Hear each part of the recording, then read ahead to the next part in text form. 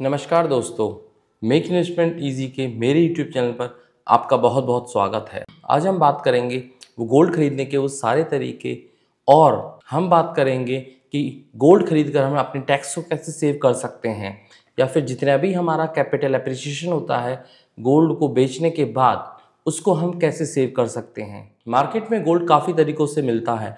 Market में gold मिलता है डिजिटल फॉर्म में, ज्वेलरी के फॉर्म में, या तो आप ETF के रूप में भी ले सकते हैं या फिर एज ए म्यूचुअल फंड भी आप खरीद सकते हैं। एक और ऑप्शन है लेकिन हम उसके बारे में अभी बात नहीं करेंगे, सोवरिन गोल्ड बॉन्ड, क्योंकि वो खुद में एक इतना बड़ा टॉपिक है जिस पर एक अलग से वीडियो बनाया जा सकता है। चलिए समझते हैं गोल्ड खरीदने के तरीकों के बारे में। अगर आप ज्वेलरी के फॉर्म में गोल्ड को लेते हैं तो आपको पता है यहाँ पर आपको मेकिंग चार्जेस प्लस GST दोनों देना पड़ेगा। GST लगभग 3% आपको पे करना पड़ेगा और मेकिंग चार्जेस डिपेंड करता है आप गोल्ड कहाँ से खरीद रहे हैं। फिर भी एक एवरेज मेकिंग चार्ज लेकर चलूँ तो 5% लगभग आपको मेकिंग चार्जेस देना पड़ेगा। यदि आप डिजिटल गोल्ड खरीदते हैं तो आपको लगभग 3% का GST पे करना पड़ेगा जब भी आप उसको खरीदेंगे उस दौरान। अब बचते हैं दो ऑप्शन, ETF और म्यूचुअल फंड। ये दोनों एक सेम तरह के ही ऑप्शंस हैं। इन ऑप्शन के थ्रू आप गोल्ड को खरीद सकते हैं और बेच सकते हैं दो तरीक़ों से। या तो आप शॉर्ट टर्म कैपिटल गेन में बेच सकते हैं या फिर आप लॉन्ग टर्म कैपिटल गेन में बेच सकते हैं। लेकिन यहाँ पर आपको ध्यान रखना होगा कि लॉन्ग टर्म कैपिटल गेन का मतलब गोल्ड में होता है 24 मंथ्स। उससे नीचे जो भी आप सेल करेंगे गोल्ड को 24 मंथ से बिफोर तो वो कहलाएगा शॉर्ट टर्म कैपिटल गेन और वो आपकी सीधे सीधे इनकम में ऐड हो जाएगा और आपके इनकम के अकॉर्डिंग आपके ऊपर टैक्स लगेगा। लॉन्ग टर्म कैपिटल गेन में अगर आप 2 साल के बाद सेल करते हैं तो आपको पता ही होगा कि हाल ही में लॉन्ग टर्म कैपिटल गेन पर टैक्स बढ़ा दिया गया है जो कि 12.5% हो गया है और 1.25 लाख तक आपको long term capital gain exemption limit मिल जाती है, लेकिन उसके बियॉन्ड आपको flat 12.5% long term capital gain पर देना पड़ेगा। अब हम यहाँ पर बात करेंगे आखिर कैसे बचाया जा सकता है लॉन्ग टर्म कैपिटल गेन पर टैक्स। मींस अगर गोल्ड को आप ETF या म्यूचुअल फंड के रूप में लेते हैं या फिर किसी भी फॉर्म में लेते हैं और उसको सेल करते हैं 2 साल के बाद तो हम टैक्स कैसे बचा सकते हैं। अगर आप अपने गोल्ड को सेल कर देते हैं और उसे री इन्वेस्ट करते हैं रेजिडेंशियल प्रॉपर्टी को खरीदने में और उसे बनाने में तो आपकी लगभग 10 करोड़ तक का लॉन्ग टर्म कैपिटल गेन बचाया जा सकता है। लेकिन इसमें कुछ कंडीशंस होती हैं। जब भी आप उस गोल्ड को सेल करेंगे उससे 1 साल पहले वो प्रॉपर्टी खरीदी हुई होनी चाहिए या फिर 2 साल बाद तक वो प्रॉपर्टी खरीदी हुई होनी चाहिए। और थर्ड ऑप्शन है कि विद इन 3 इयर्स में आपको उस प्रॉपर्टी को कंस्ट्रक्ट कर लेना है। लेकिन यहाँ पर यही भी ध्यान देने वाली बात है कि आपके पास एक से ज़्यादा प्रॉपर्टी नहीं होनी चाहिए और ये सिर्फ और सिर्फ रेजिडेंशियल प्रॉपर्टी की बात हो रही है। यहाँ पर किसी भी तरह की कमर्शियल प्रॉपर्टी की बात नहीं हो रही है। अब हम बात करेंगे कुछ बेसिक बात जो गोल्ड खरीदते समय हमें ध्यान रखनी चाहिए। जब भी हम ज्वेलरी खरीदने जाते हैं और ज्वेलर के पास 2 लाख या 2 लाख से ज़्यादा कैश में रकम पे करते हैं तो इसका मतलब है ज्वेलर आपको बताए या ना बताए लेकिन वो इनकम टैक्स को इसे रिपोर्ट ज़रूर करेगा। और जब भी आप 2 लाख या 2 लाख से ज़्यादा का ज्वेलरी कैश में खरीद जाएँ तो अपना पैन कार्ड ज़रूर लेकर जाएँ। अगर आप 2 लाख से ज़्यादा की ज्वेलरी खरीद रहे हैं तो चाहे आप डिजिटली फॉर्म में दें, चेक में दें, लेकिन ये रिपोर्ट ज़रूर होता है। पॉइंट नंबर 2, गिफ्टेड और इनहेरिटेड गोल्ड। मींस अगर आपको अपने रिलेटिव्स या फिर क्लोज फैमिली मेम्बर से गोल्ड को गिफ्ट के रूप में मिला है तो उस पर कोई भी टैक्स देना नहीं पड़ता है। उस गोल्ड की क्वांटिटी कितनी भी हो सकती है, इसकी कोई ऐसी लिमिटेशंस तो नहीं है। और यदि आपको कोई नॉन रिलेटिव से गोल्ड मिला है तो उस पे आपको 50,000 तक कोई भी टैक्स नहीं देना पड़ता है।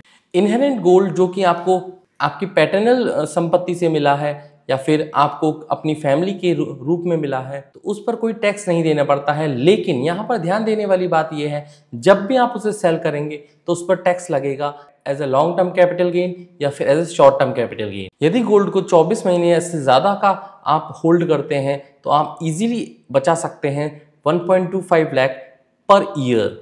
मींस अगर आप उसे धीरे धीरे कर बेचते हैं 1.25 लाख की लिमिट में तो भी आप हर साल 1.25 लाख का लॉन्ग टर्म कैपिटल गेन बचा सकते हैं। और जब भी आप गोल्ड को बेचते हैं as a long term capital gain और रेजिडेंशियल प्रॉपर्टी खरीदते हैं तो हमेशा आपको ध्यान रखना चाहिए इनकम टैक्स का सेक्शन 54F ये कहता है आप उस प्रॉपर्टी को खरीद कर जो कि रेजिडेंशियल है उसको खरीद कर आप अपना लॉन्ग टर्म कैपिटल गेन बचा सकते हैं और उसकी लिमिट होती है 10 करोड़ रुपए तक।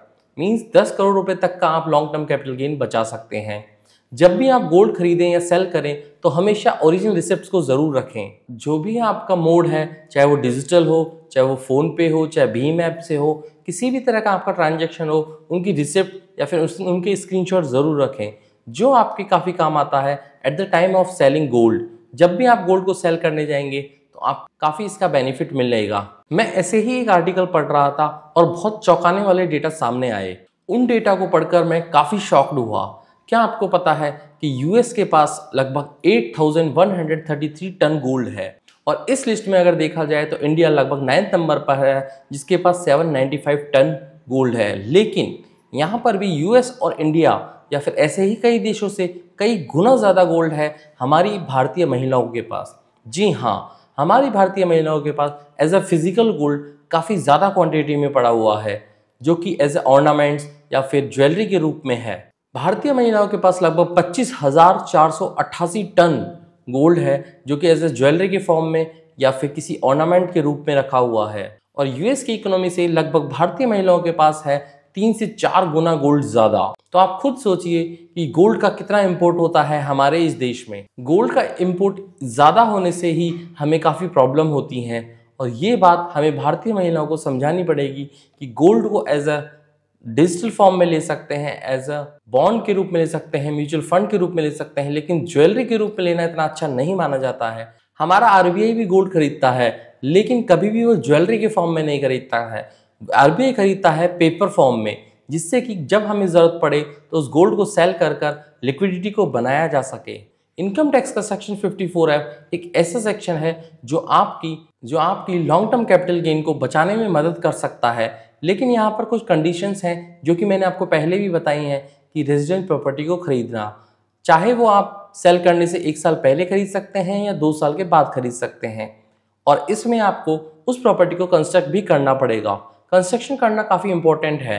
अगर आप ऐसा नहीं करते हैं with in 3 year of span of time, तो ये सेक्शन आप पर लागू नहीं होगा और आप लॉन्ग टर्म कैपिटल गेन नहीं बचाएंगे। तो ये था complete scenario of gold investing से रिलेटेड और टैक्सेशन को बचाने से रिलेटेड एक छोटा सा वीडियो। अगर आपको ये वीडियो पसंद आए तो प्लीज़ इस वीडियो को लाइक कीजिए, शेयर कीजिए और कमेंट करना ना भूलें। और अगर आपको लगता है कि हम आपके इन्वेस्टिंग की जर्नी में कुछ वैल्यू ऐड कर पा रहे हैं तो प्लीज़ इस चैनल को सब्सक्राइब कर दीजिएगा, और मुझे मोटिवेट करने के लिए मुझे कमेंट बॉक्स में कमेंट कीजिएगा कि आपको नेक्स्ट वीडियो किस चीज़ पर चाहिए। अगर आपको नेक्स्ट वीडियो किसी भी ऐसे टॉपिक पर चाहिए जो पर्सनल फाइनेंस से रिलेटेड हो तो प्लीज़ ज़रूर बिना हिचक के मुझे कमेंट कर दीजिएगा। आज के लिए इतना ही। Signing off, this is Pushpen. जय हिंद।